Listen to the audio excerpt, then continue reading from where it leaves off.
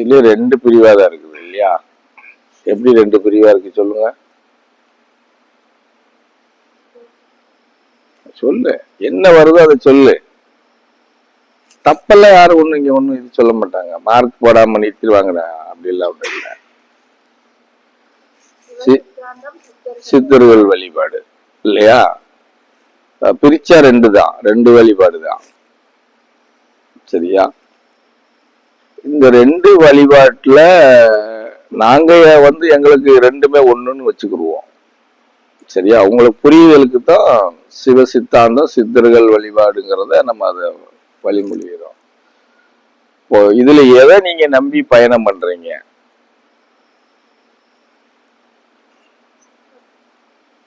எல்லாருக்கும் கேட்கும்படியே சவுண்டா சொல்லணும் சொல்றத. சித்தாந்த வழி. சித்தாந்தம்னா எந்த சித்தாந்தம்?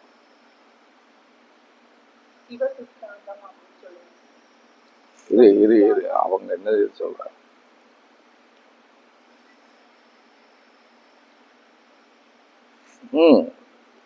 ரெண்டு சிவ சித்தாந்தம் சித்தர்கள் வழிபாடுன்னு சொல்லிட்டேன். சித்தாந்தம் எந்த சித்தாந்தம்? சிவ சித்தாந்தம். சரி,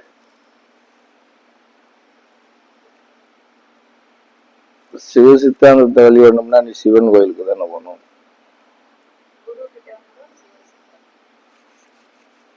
அப்படிலாம் சொல்ல முடியாது.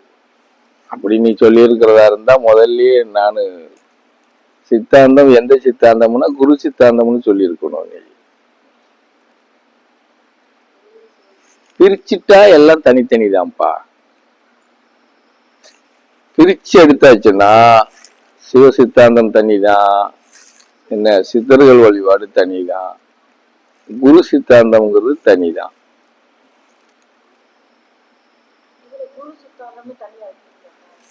பிரிச்சா பிரிச்சு கொடுத்தா அப்புறம் நீங்க எதை பிடிச்சிட்டு போவீங்கிறதுக்காக அதை பிரிச்சு கொடுக்க மாட்டாங்க. இதெல்லாம் வந்து என்னன்னா ஒரு எப்படி சொல்றது, உங்களுடைய இப்படி என்ன சொல்றது, புத்தின்னு சொல்றதா இல்ல எதை சொல்றது தெரியல. அதை சொன்னா அது ரொம்ப பெருசு. அதுக்குள்ள நீங்க இன்னும் சொன்ன மாதிரி நினைச்சு கூட பார்க்காத ஆளுங்க. சரியா? உங்க புத்தி கூர்மை எப்படி இருக்குது அப்படின்னு பார்க்கக்கூடிய விதம் தான் பிரிக்கிறது. புரியுதா? இப்போ சிவ சித்தாந்தம்னா சிவனை போய் நம்ம வணங்குறோம் அப்படின்னா சிவனை நேரில் பார்க்க முடியாது, பேச முடியாது. நம்ம எண்ணத்துக்குள்ள சிவனை நம்ம வணங்கிக்கலாம். சிவனை எப்படி வணங்குவோம்? அந்த அவனே இவனே மயிராட்டி மத்தாங்காய் சொரக்காய் கத்தரிக்காய் அப்படின்னு சொல்லி அந்த ஏதோ ஒரு மந்திரத்தை சொல்லி வணங்குவோம். அப்படித்தானே வணங்குவோம். சரியா? சித்தர்கள் வழிபாட்டுல வந்தா சித்தர்களை கண்டுபிடிச்சு நேரடியா போய் நம்ம எந்த துதியும் பாட முடியாது. புரிஞ்சதா? நீங்க நேரடியா பார்த்து வணங்கக்கூடியது அப்படி கணக்கு எடுத்துக்கிட்டோம் அப்படின்னா குருகுலம் தான். சரியா?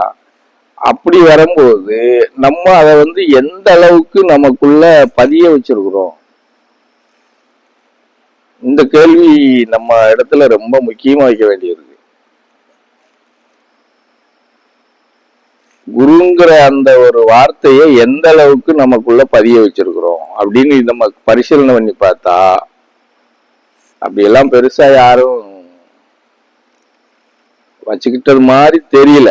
ஏதோ ஒண்ணு ரெண்டு பேரு. அது கூட எப்படின்னா அந்த எப்படி நம்ம கம்பரேஷன் மோட்டர்ல எப்படி தண்ணி வருது, மோட்டர் ஓடுனா சர்வன்னு வராதுல்ல, விட்டு விட்டு தானே வரும். அந்த மாதிரி இருக்கு. எப்படி விட்டு விட்டு அப்படின்னு ஏதாவது ஒரு நேரத்துல நினைச்சா குருன்னு ஒருத்தர் இருக்காரோ அப்படின்னு நினைச்சுக்கிறேன். அவ்வளவுதான். அப்புறம் அதுக்கப்புறம் குருவை பத்தி எல்லாம் யோசிக்கிறது கிடையாது. அந்த மாதிரி நம்ம இருக்கிறதுனாலதான் இன்னைக்கு நம்ம இவ்வளவு நாள் குருகுலத்துல பயணம் பண்ணா கூட நம்மளுடைய எண்ணங்கள் செயல்பாடுகள் பின்னுக்கு பின்வாங்கி போறதுக்கு காரணம் அதுதான் காரணம் மெயினா. இப்ப சிவ சித்தாந்தம் சித்தர்கள் வழிபாட்டுக்கு உள்ளடங்கினதுதான் குருகுலமா வரும். அப்ப அந்த குருகுலத்துக்கு நம்ம பண்ண ஃபர்ஸ்ட் எல்லாருமே உங்க வார்த்தையில இருந்து புரிஞ்சுக்கிறலாம். இப்ப நீங்க யாராவது இங்க இருக்கிறீங்கன்னு வச்சுக்கோங்களேன், யாராவது உங்களுக்கு போன் பண்றாங்கன்னு வச்சுக்கோங்க, எங்க இருக்கிறீங்கன்னா என்ன பதில் சொல்றீங்க எல்லாரும்? ஆசிரமத்துல இருக்கும், இல்லைன்னா கோயில்ல இருக்கும். அப்படித்தான் சொல்றீங்க, சரியா? குருகுலத்துல இருக்கும் அப்படின்னு என்னைக்காவது சொல்லியிருக்கீங்களா யாராவது? இல்ல வீட்டுக்கிட்ட எங்க போறீங்கன்னு கேட்டா நாங்க இந்த மாதிரி குருகுலத்துக்கு போறோம் அப்படின்னு யாராவது சொல்லியிருக்கீங்க?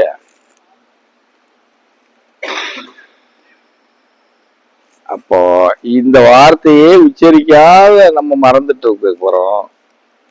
குரு எங்க இருப்பாரு?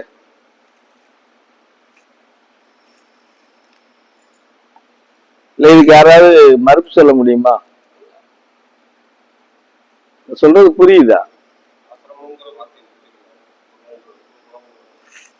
குருகுலம்ல தான் உச்சரிக்கிறோம், இது ஆசிரமம்ல தான் உச்சரிக்கும்.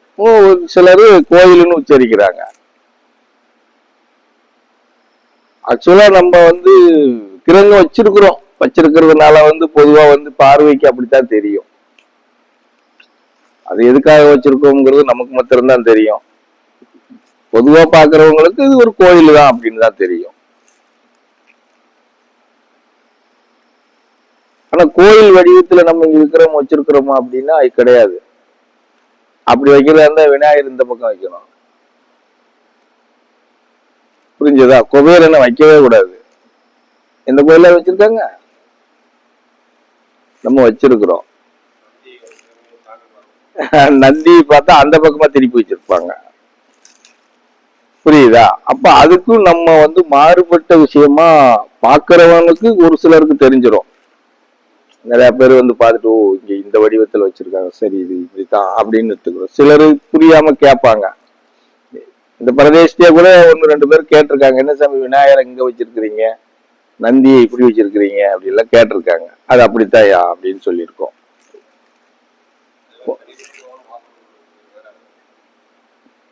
சனிப்போன ஓரமா தானே வச்சிருக்கோம்.